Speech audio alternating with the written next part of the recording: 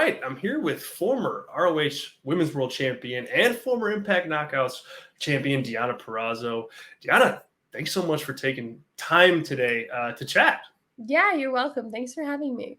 Yeah, it's a pleasure. And boy, we kind of just joked off the air, but man, you've been busy lately. My goodness. Just a little bit, no big deal. Yeah. So I honestly am genuinely interested in that part of what's going on with you right now. I mean, like, talk a bit about that balancing act. I mean, you've got your Ring of Honor stuff going on. You've got, Impact, of course, major player there, appearances on AEW, various indies. Like, it's got to be pretty exciting, but how are you managing that? Not well. No. When I am home, I sleep and I get lots of it. I think that it's just been the last 3 weeks that have been insanely busy. Impact had our Rebellion pay-per-view and TV tapings in Poughkeepsie the 23rd and the 24th of April. Then, I got home Monday. Wednesday night, flew out to Cincinnati. We did a media tour promoting our tapings that were just this past weekend in Cincinnati. Thursday, Friday night, I had to fly to Mexico to do Triple Mania Part 1 in Monterrey. Flew home Sunday, was home Monday. Tuesday, flew out for Dynamite on Wednesday. Thursday was home, and then Friday flew out for our Cincinnati tapings, and here I am today and tomorrow we got media. So it's just been the last 3 weeks have been like, whoo! I forgot what this felt like. What you really can't complain because we got to do nothing for so long that it's been hectic, and I just need like 3 days to sleep. But I'm more than happy to be living this life right now. That's fantastic. I mean, so what is it like going from company to company? Because obviously Impact, a major home base for you. I want to get into a couple of specific topics regarding that in your run there. But not every company has the same style. Not every company has the same production. Not every company, you're in the same types of storylines. So from a work perspective, and take it whatever direction you want as far as maybe promos or in ring, but how do you juggle that aspect of it constantly, kind of going from place to place where you're needed to do, I'm assuming, different things for each one? Yeah, I feel like Impact, not that it's the same, right? But it's just a different venue every time. We have the same production people. The setup is generally the same. I'm sorry. You know what I mean? So it's not as nerve-wracking going into that. And then I've done AAA quite a few times, so it's always interesting because I hadn't ever been to Monterrey. What does this gigantic baseball stadium look like, and how is it going to feel when it was full? And I was nervous, but and then you go to AEW, and luckily for me, a lot of people that work at AEW now I worked with when I was at Ring of Honor.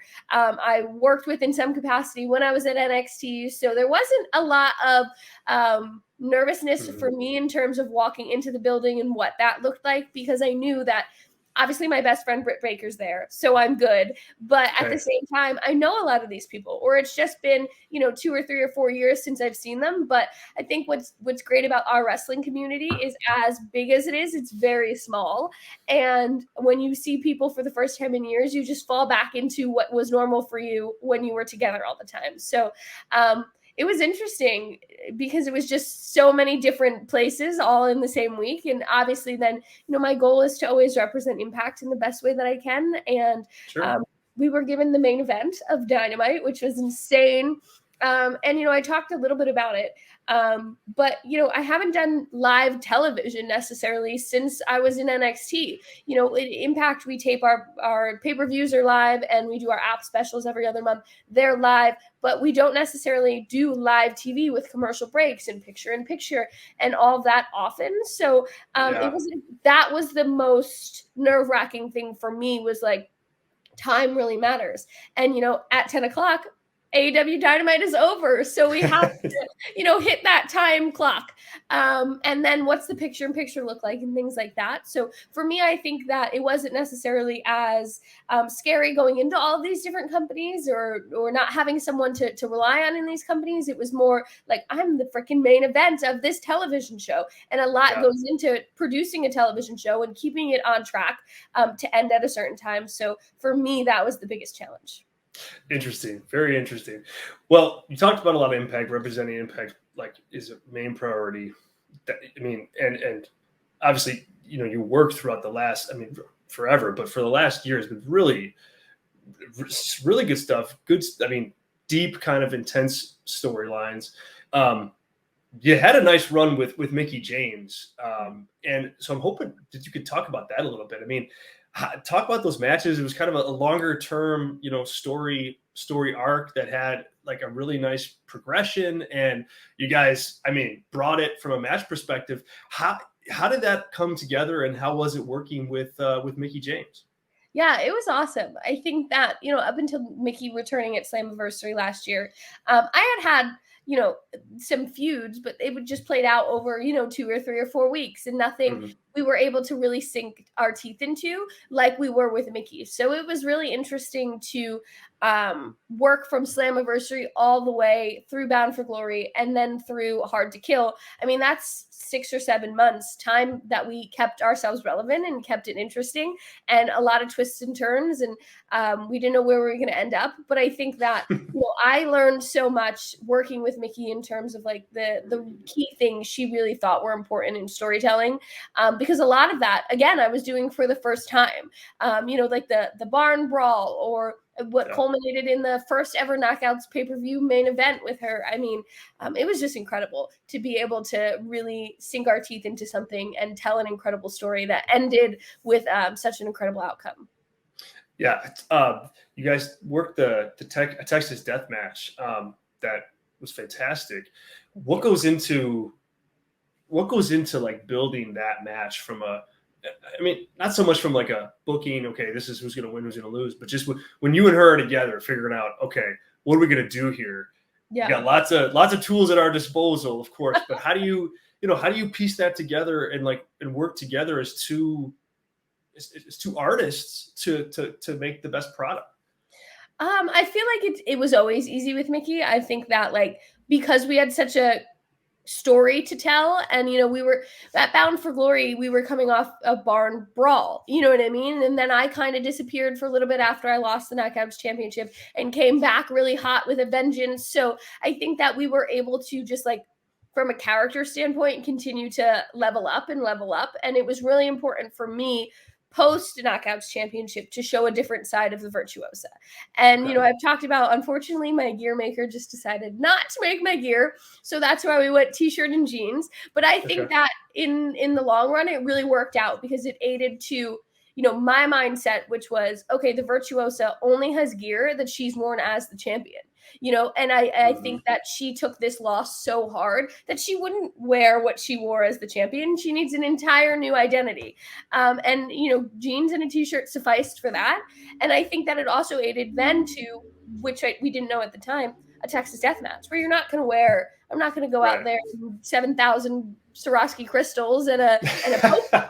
You know what I mean? I'm going to go out there in jeans and a t-shirt because I'm ready to kick some ass. Yeah, so I fight. Yep. The overall storytelling was what made it so easy, because we just kind of knew the roles we were in. I'm here with a vengeance. She's here defending the Knockouts Championship and herself and her legacy that I've continued to disrespect. So it was really easy. Interesting. So do you guys, when you build a match like that, do you kind of, how much of it do you have planned out ahead of time? Are you fully okay, we're going to this spot, we're going to this spot, this spot, this spot, this spot, or is it well, we're going to do this and then we're going to do this later, and we'll figure out how to get there from there? I think with this specific match, it was more laid out. We tried to lay it out we're going to do this and then we're going to do this and it's going to work to this. And, when we get into the heat of a match, I kind of just well, I'll tell you what I need. And I don't necessarily plan that. But for this type of match, because we wanted to go up on the ramp and then we needed the cameras to follow us, and then we were down ringside, we actually planned a whole like bar brawl. Like there was a bar in the back. We wanted to go back there and fucking throw drinks and do the things, and we just couldn't because we were running short on time. So we were just talking to each other of like, we have to go here, we have to go here. And what we planned out, because we needed the cameras to come with us and stuff, it was more planned out than I think typical, but we actually had to cut a lot of it to be able to end the pay-per-view on time. Sure. But yeah, I think that also what makes it easy with Mickie is you can just go out there and be like, hey, we got to go. Let's just go here and nix a whole bunch of stuff you planned and just kind of work on the fly and feel it out and know how to work back to the spots you did plan. Are there any certain cues you look for specifically, like while you're working from the audience that let you know, oh, all right, this is working, or okay, let's call something else. Let's pivot. Like, is there anything specific that you try to watch for from a reaction perspective? I think if they're just making noise, and I think that, every match is different. So you kind of can't anticipate, but I always think back to me versus Chelsea Green at, I think it was Sacrifice a couple months ago. And, there was a point, the crowd loves Chelsea. Her energy and everything, like they just feel her right away. And we get into the heat and, they're cheering for her and they're screaming Chelsea, Chelsea. And there was a moment that I was like, we should be exchanging back and forth. Like that's what they're asking for. They're asking for her to show some life and give them something in a hope spot, right? And for whatever reason, we just didn't communicate that to each other. And afterwards, I was like, we really missed a great opportunity to make you a bigger baby face. Like the crowd wanted that from you, and we didn't listen. And we're professionals. We should have listened. So I think that. And then fast forward, I just wrestled Taya at Under Siege over the weekend. And, there was a moment where she gave me the curb stomp. I kicked out. And then whatever we did where I have her in the curb stomp, and they got so loud, like, you're not about to do her move, are you? And I hit one and I hit another, and they were just electric. And I sat in that moment because we had some time to just like feel it. And that's what they want. They just want the acknowledgement. So I think that I look for those moments where they're asking for whatever it is, to boo you, to cheer you, to, be there for the other person. And you just need to listen and give it to them and you should always, you know what I mean? But I've become more in tune with like, hey, I wasn't listening. How can I listen now? Interesting. All right. Well, you mentioned Under Siege, and Mia Yim and you kind of fun confrontation. She's back with the company for a little while here, at least it seems. What was it like working with her? I mean, she's returning to Impact Wrestling with a lot of additional wonderful experience under her belt. Talk about working with her. Yeah, I'm so excited. I think, from a personal standpoint, like I've been there and I know what she was feeling, wanting to give more of yourself and work hard for a place that isn't letting you work hard and isn't letting you show them the potential you have. So I think that what's been really great is Impact's become a landing zone that people are like, I have so much to give, and they let you give it. And it's so satisfying. So to hear her come out and the crowd reaction and the online reaction, and then you look at her in the presentation she had, I mean, new music, a new entrance screen, what she was wearing, the way her hair was, like that is the true authentic Mia. So it's always exciting for me when I get to be a part of that moment for people. And then, from a character standpoint, it's like everyone wants a piece of the virtuosa. Interesting. Nice. I think it cements the fact that I'm the face of Impact Wrestling, whether I have a championship or not. But it's going to be interesting because she knocked me around a little bit. I got away, but the virtuosa never forgets, and she always has a receipt. There we go. Do you I know you probably can't reveal too much, but are you looking when you kind of get fed that creative, like, are you able to look at that and go, all right, well, this is pretty cool. I can sink my teeth into this. I want to make this, one of the longer story arc feuds as well. Like, what sort of input, do you have into that, if any? They definitely give us room for input. And there's been, numerous times that I've gotten creative a couple days before TV, and I've just kind of sat on things and, I'm like, I don't think that feels right. Or are we rushing this? Or could we do something else here? Because I think where you've told me we're going with this, it doesn't fit yet. But I definitely, and then I just pick up the phone and I call, you know, someone from our creative team, RD Evans or Jimmy Jacobs, and I explain my case and I explain how I feel. And sometimes they're like, hey, if you could come up with something that you think works better, let's talk about it. Other times there's so much going on that hasn't been relayed to me that they're like, let me explain the big picture. But we have the leniency to ask questions and to give input, and whether it goes our way or not, I think that what makes, you know, our whole locker room and our management and everything, the camaraderie we have between us so special, is that we get to at least voice our opinion and feel like we're heard. You know, and then when it comes to promos, it's here's what we'd like you to say, here's the business of what you're doing, but make it yours, you know. And of course there's key things you need to hit, and we're still telling stories and things like that, but there's so much leniency to be authentic to who we are and how we would react in certain situations. Interesting. All right, you mentioned we'll finish up with this topic. You mentioned main event of Dynamite last week. Undisputed ROH Women's World Championship, Mercedes Martinez, big audience, big crowd. What's that like, kind of coming into you know, AEW, a company that, you know, where you know a lot of the people, as you mentioned, but you know, you're not a contracted wrestler there, but you're given the main event. Like, are you when you were in that situation in particular, are you happy with the, you know, with the build that they give to that match in terms of hype promotion, where you feel like, you know, you're walking out in front of a crowd that's really ready to watch you guys go? I think that, you know, it was a unique situation. And I think that, you know, obviously there's more that I wish I could have done to help promote this match on Dynamite. You know, whether Mercedes had some promos, I wish maybe I could have had a rebuttal to one of them or something like that. But I think, you know, I wouldn't have changed anything, because it was such an amazing moment. And it was such a full circle moment for me.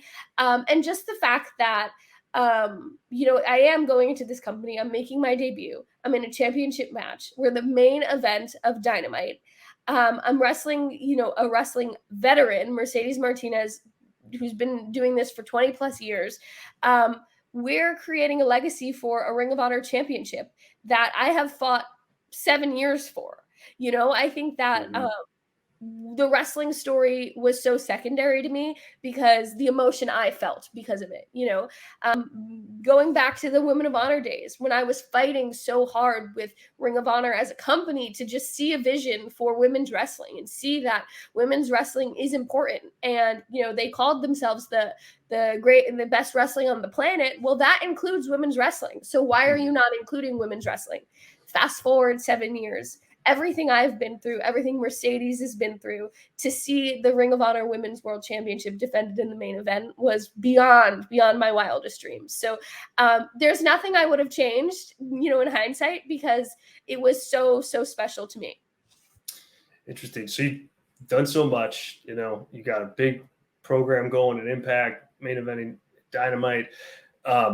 Just a fun little question to end things. Like, what, you know, if you could make a bucket list of, hey, I want to do X, you know, in the next 12 months, you know, what is it? Oh God, I have no idea. Okay, I want to become the tag team champions. Impact has Knockouts World Tag Team Championships. I'd love to be in a tag team with Chelsea Green, my best friend, reignite the greatest tag team that never was, VXT, and win the Knockouts Tag Team Championships. All right, there we go. I'll check in with you on that a little bit later this year. All right. Oh my gosh. Well, hey, look, congrats on the success. Congrats on the run. Thank you for some really insightful answers. And, you know, hopefully we can do this again soon. Absolutely. Thank you so much. Appreciate it. I also love that this is called the Fireside Chat. I'm a history nerd, and, you know, FDR with his fireside chats. Love that. Should have pointed that out earlier. Thanks once again to Deonna Purrazzo and Impact Wrestling. She's going to be a part of Impact Wrestling's debut in Kissimmee, Florida this weekend, Friday and Saturday, May 13th, 14th. Check her out there. Just what a great interview, right? I mean, just great insight into kind of her last 2 big runs. We got some AEW talk in there, and just she was really an open book and really transparent about a lot of cool topics. So yeah, big thanks once again to Deonna Purrazzo. We have Moose coming up in an interview later this week that you can check out right here on the YouTube channel. Make sure that you are liking, subscribing, so that you're notified when that interview goes up and goes live. Would love to hear your comments about Deonna Purrazzo and what she had to say about Mickie James and her run in Impact Wrestling in the main event on AEW Dynamite last week. Just would love to hear your thoughts and your take. You can comment down below. I'm PWTorch Assistant Editor Zack Heydorn. Thanks for listening. We'll catch you guys next time.